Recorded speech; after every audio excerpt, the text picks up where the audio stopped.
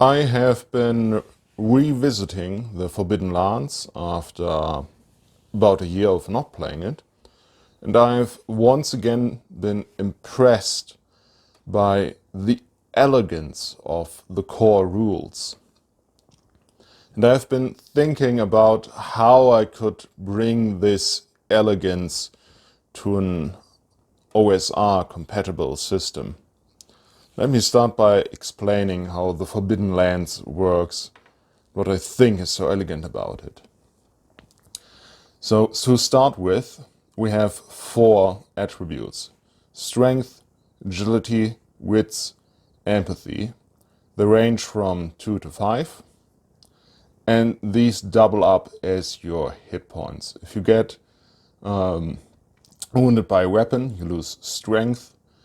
If you get stun damage or exhaustion, you lose agility. If you see horror or hit by a fear spell, you lose wits. If someone is really mean to you, you lose empathy. And these regenerate fairly quickly within a rest of 6 hours. And as long as these don't fall to 0, nothing really bad happens. You lose efficiency, effectiveness, because to do a skill chest, you add your attributes, skills, and equipment and roll all of those dice. And as you lose attributes, you roll less dice for it.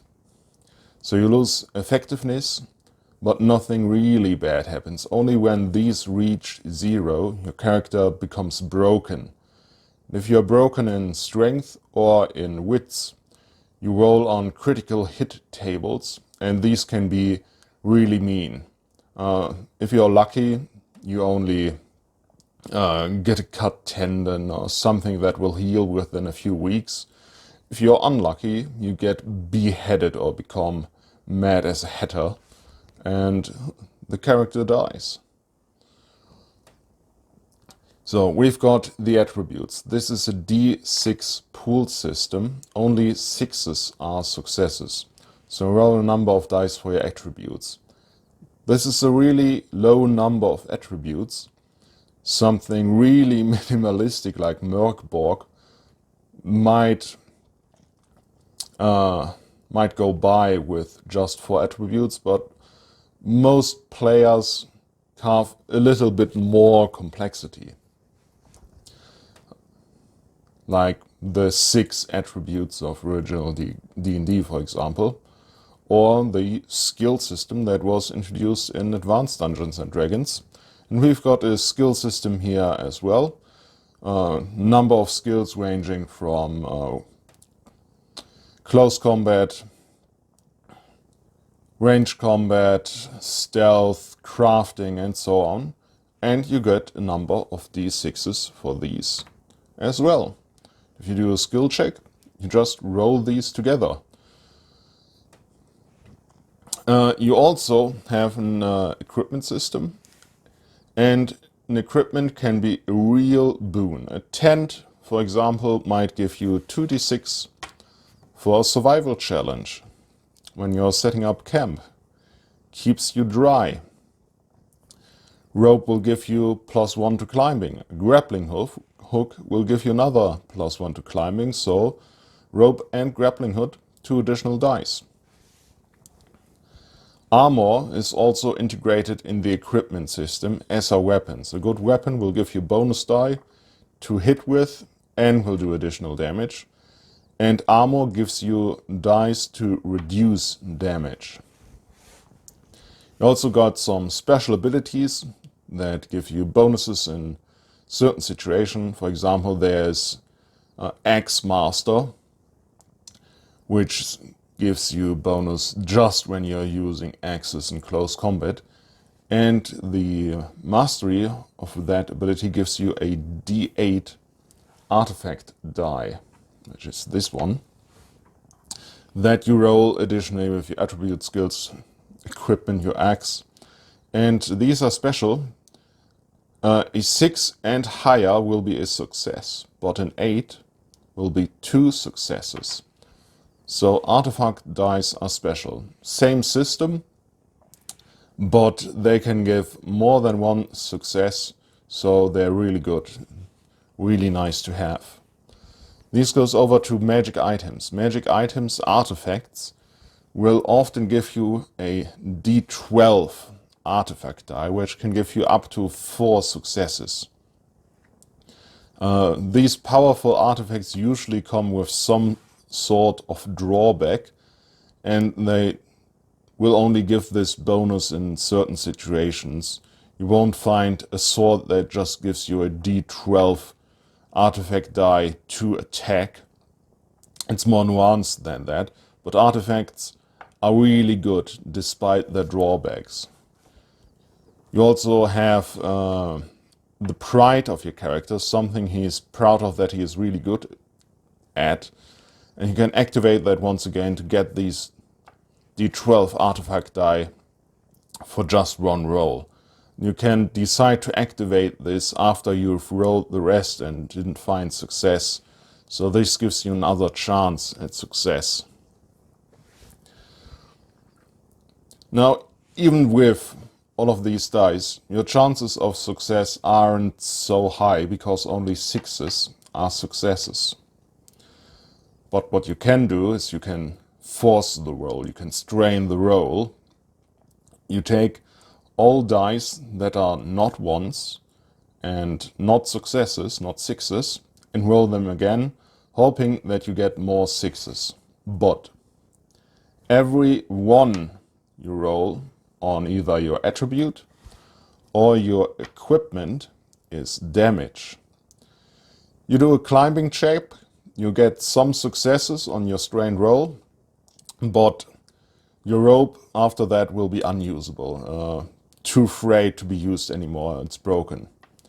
As long as it has still, so it's broken, meaning you lose the bonus for the equipment die, and if it doesn't have a bonus anymore, you might as well not have the rope. But as long as it's not completely broken, it loses 1 of its bonus die. So even a blunt sword that only gives you 1 attack bonus die is still useful, and you can use your crafting skill to sharpen up your sword, repair your equipment, and get it up to full strength. If you're good at the roll. If you're not so good, maybe you will permanently reduce the effectiveness of your equipment. If you get damage in your attribute, it reduces your attribute just like regular damage.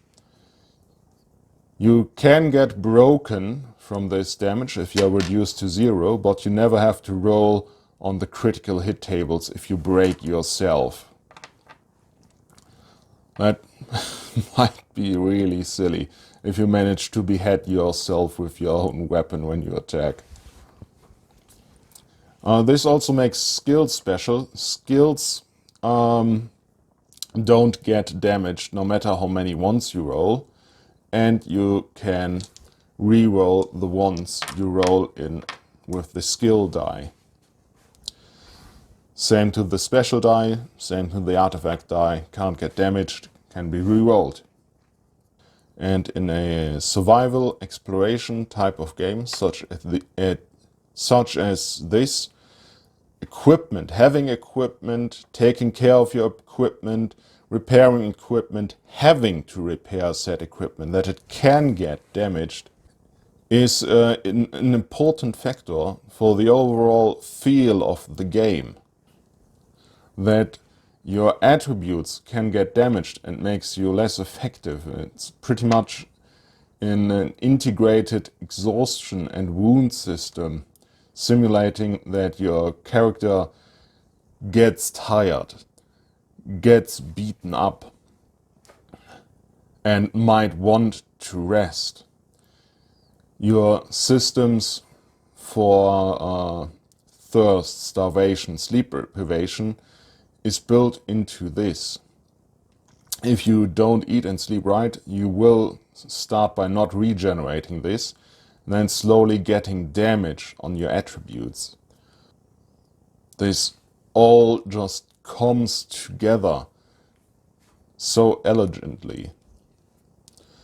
And I really would like to have this elegance in my own OSR, the Moons of Balethor, former Blood Sun. I'm not quite there yet, but let me show you what I've been working on.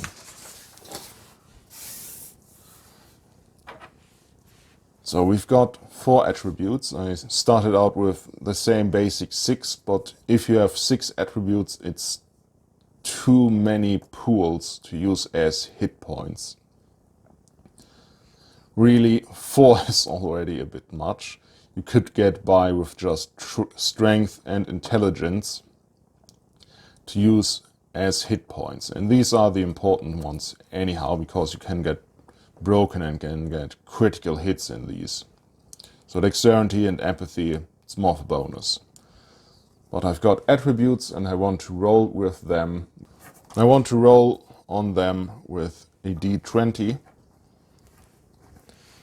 And I find that a roll under system will work best with this, because as these are the hit points, they will get lower during a game, they will change, meaning if I had a roll over system and these would give you a bonus, you'd have to recalculate the bonus, or these would range from 1 to 5, so I couldn't use the standard OSR damage die anymore. Suddenly, a d4 for unarmed damage would be quite a lot if your strength score, if your hit points is only 4. And that would be a strong character, because it only goes up to 5. So I use these from probably somewhere around 4 to 20, and it's a roll under system with a d20. Pretty simple. Can do that completely player facing, so that they roll the attacks, they roll for defense, and I as a GM don't have to roll for anything. I quite like that. Because there are so few attributes, and characters probably want to differentiate a bit more from each other, I will also have a skill system. Probably pretty simple, number of skills, not too many. Give you a bonus from 1 to 5. And these are not married to the attributes. The GM decides which combination and attribute and skill is usable in which situation. I might lift something from Barbarians of Lemuria. Set of skills, they have occupations. If you're a thief, you're good in everything a thief is usually good at. So stealth, sleight of hand, lying. And if you are a barbarian, you're good in everything a barbarian is usually good at, like survival in the wilderness, feats of bodily strength, running long distance, wrestling with animals, something like that. But a skill system leaves up less to interpretation, and it certainly will work pretty well.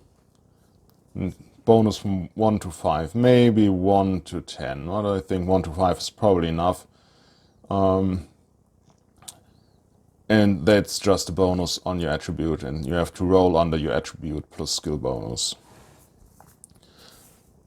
Now I also like the idea that equipment gives you bonus dice and can be damaged.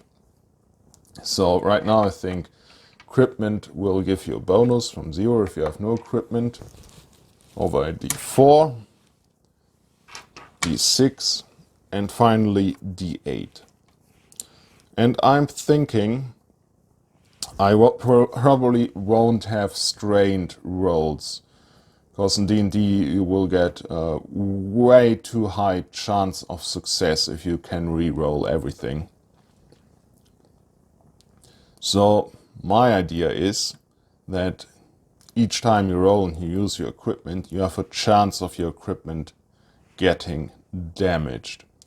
So you have one bonus die, the D8, and if it shows a 1,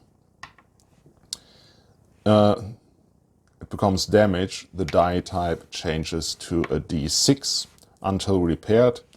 And if it only had a D6 and you roll a 1, it changes to a D4.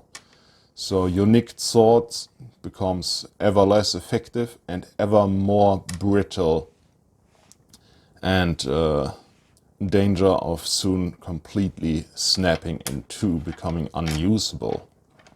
So you really want these high quality items.